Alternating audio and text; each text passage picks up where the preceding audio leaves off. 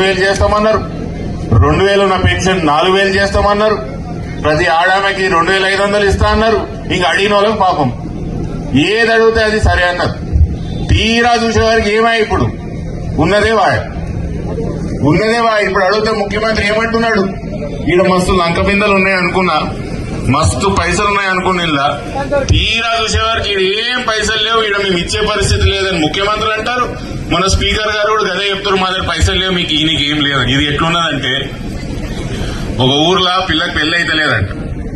తండ్రి ఒక స్మార్ట్ పోరగాని దగ్గరికి పోయి, ఇగో మా బిడ్డను పెళ్లి చేసుకో, నీకు బంగారు కడి చేపిస్తా, నీకు గొలుసు చేపిస్తా, నువ్వు అడిగిందల్లా చేపిస్తా, నీకు మోటార్ చేపిస్తా, మోటార్ కార్ చేపిస్తా అని చెప్పిండు. తీరా పిల్లగాడిన మీ పెళ్లి చేసుకున్న తర్వాత అల్లుడు పెద్ద మనిషికి అడిగితే ఏమే మామ నా కడేమేమాయి గొలుసు ఏమాయి అంటే, అల్లుడు అప్పుడు చూడడానికి స్మార్ట్ గా అనిపించిన కానీ ఇప్పుడు నీకు బట్టతలు వచ్చింది. మళ్ళీ పాపం అల్లుడికి మంచిగానే ఉన్నాడు, బట్టతలేం లేదు. ఇప్పుడు ఈ మామకి కనిపించింది అన్న బట్టతలు. గట్లా తెలంగాణ రాష్ట్రంలో మంచిగా ఉన్న తెలంగాణ రాష్ట్రం ఏం అప్పులు లేవు, ఏం లేవు. సంవత్సరం కిందటి లేని అప్పులు ఇప్పుడు వస్తాయి.